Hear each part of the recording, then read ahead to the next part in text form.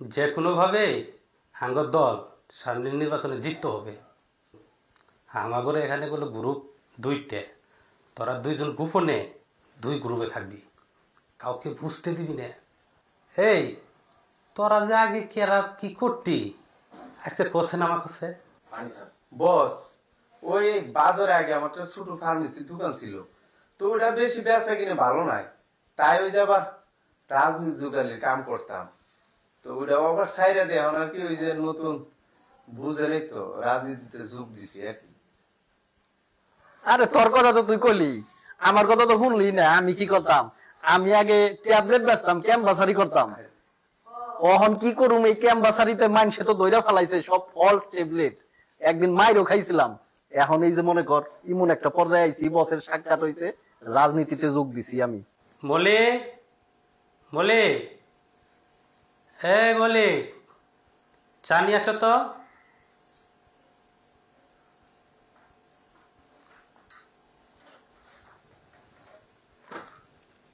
নাও চা নাও। বস নাও তোমরা নাও।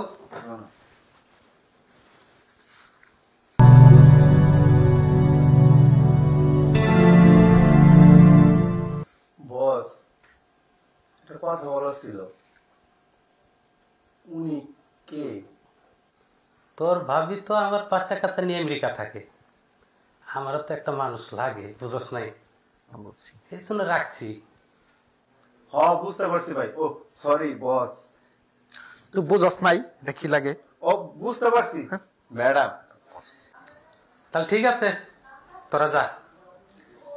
আচ্ছা বস, ঠিক আছে বস, আসি। দেখিস খেলে রাখিস সবগুলা।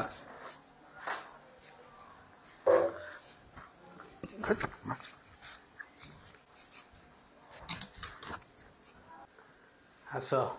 কোথায় যাবো? আরে একটু রোমান্টিক করি না।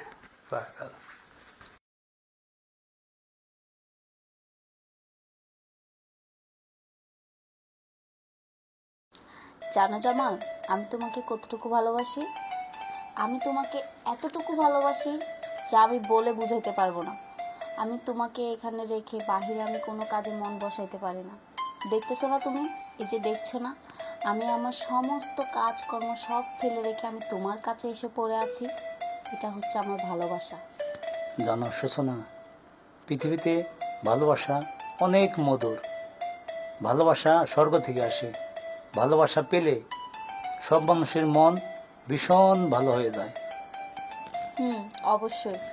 আজকে সারা রাত আমরা এখানে বসে গল্প করব, ঠিক আছে?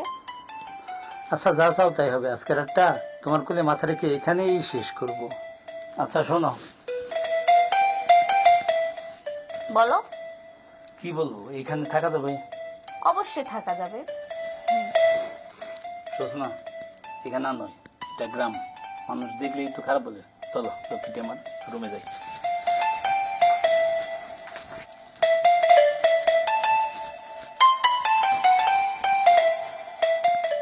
সূচনা, তুমি ফ্রেশ হয়ে এখানে ঘুমাও। কি কি বললা তুমি? আমি এখানে ঘুমাবো মানে? তুমি কই ঘুমাবো? তুমি এখানে ঘুমাও, আমি পাশের রুমেই ঘুমাবো।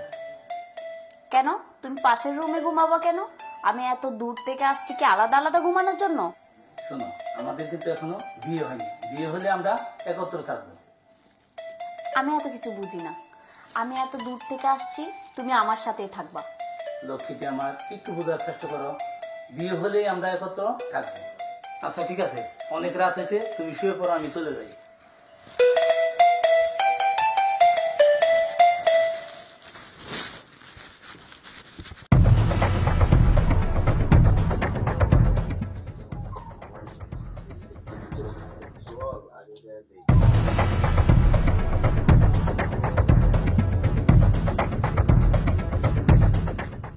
কে তোর নাম গেছো না? জি ভাই। আমাকে দুইজনকে চিনছস? হ্যাঁ চিনতে পারছি। আপনার সময় লাগ না? এই তো চিনছস। আন টিউব ভাই কি বাসায় না? হ্যাঁ বাসায় আছে। আর ডাকতে হবে না, আমি চলে আসছি। তোমরা এখানে আমার বাড়িতে আসলে ভাই ওই যে আইলাম আর কি, ওই যে ঢাকা থেকে বলে একটা সুন্দরী আইলো আপনার বাড়িতে বেড়াইবার, তার একটু খোঁজ খবর নিতে আইলাম আর কি। আসলে আতিক, ও কিন্তু সুন্দরী না। সাবির, তুমি তো জানো সুসন আমার বউ। আচ্ছা ঠিক আছে, তোমরা বসো। আই কিছু সর সর, বসো এখানে। বুঝা ভাই। সুসনা, এই সুসনা, এদিকে আসো। কি হলো, ডাকছো কেন? আসো, ওদের সাথে তোমাকে পরিচয় করে দিই। আরে ওদের সাথে তো আমার রাস্তায় পরিচয় হয়েছে। তাই নাকি? হ্যাঁ। ওরা কিন্তু সমন্বয়ক, এই এলাকার দায়িত্ব এখন।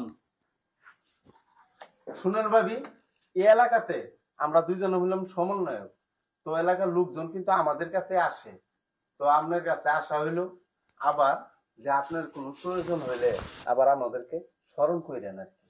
জি অবশ্যই, আপনার ফোন নাম্বারটা আমাকে দিয়ে যাবেন, অবশ্যই কাজে লাগবে। জামাল তো আমাকে সময় দিতে পারে না, আপনারা যদি আমাকে একটু সময় দেন, গ্রামটা একটু ঘুরাই দেখান, তাহলে আমার অনেক ভালো লাগবে। আরে ওর টাইম আছে নাকি? তাহলে দোস্ত নাম্বারটা দে, দেরি করস কে? আর কি নাম্বারটা উড়ান, নাম্বারটা উড়ান বলুন। 07 তো ঠিক আছে, তোমরা আসো। যাও। দোস্ত কি আর কথা। ঠিক আছে ভাবি, তাহলে আসি। আচ্ছা।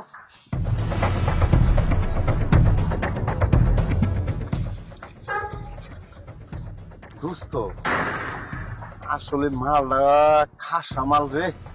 হ্যাঁ দোস্ত, একবারে একের মাল। যেমনি হোক যা মালটা দরকার সাইজ দিয়ে হইলেও মালটারে খাইতে হইব রে। ওই টিউবারে খাইয়া দিমু না একবারে। হ্যাঁ হ্যাঁ দোস্ত। দোস্ত। সুসনা, আজকে বিশ্ব মা দিবস। আজ থেকে 13 বছর আগে আমার মা ক্যান্সারে মারা যায়।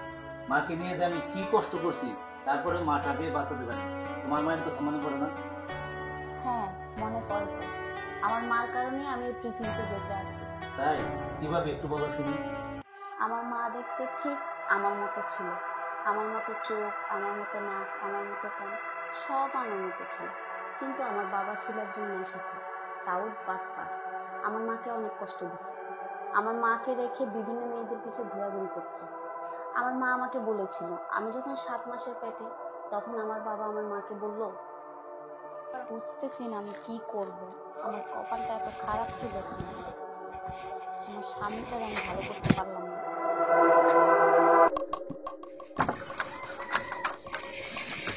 আমার অল্প মদ হয় না নেশা, বেশি খায়ালা। কি ব্যাপার, তুমি আজকেও নেশা করে আসছো? হ্যাঁ নেশা করেছি। তুমি ভালো হবে না? চুপ! নেশা আমার জান, নেশা আমার পান। নেশা আমি করি না, নেশা আমারে করে। আর শোন, তোর বাবারে ফোন দিবি, দিয়ে বলবি 5,000 টাকা লাগবে আমার। আর তোর পেটে বাচ্চা আছে না, আমি বলছিলাম না যে বাচ্চা নেওয়া যাবো না, আমি মায়ের ছাড়া থাকতে পারি না, জানোস না? আর বাচ্চাটা নষ্ট করবি, এক্ষুনি নষ্ট করবি। আর তোর বাবারে ফোন দে, টাকা দরকার, বলবি গাইনি ডাক্তার দেখাতে হবে। না, আর 1 টাকাও না। আমার বাপের কাছ থেকে এনে আমি তোমাকে অনেক টাকা দিছি, তুমি আমার বাপের টাকা দিয়ে অন্য মেয়ের পিছনে টাকা নষ্ট করো।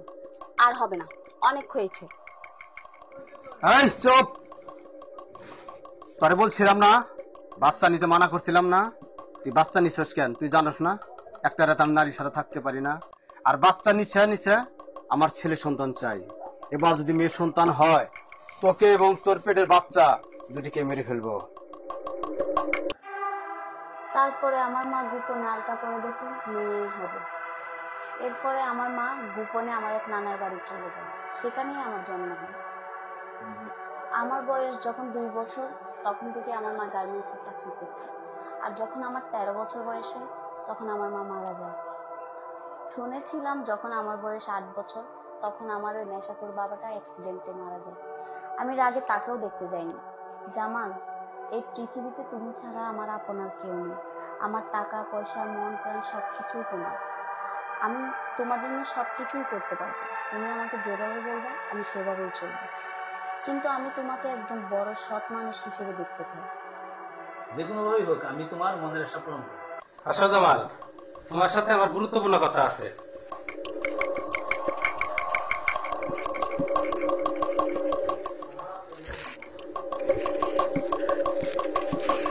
জি বস, বলেন।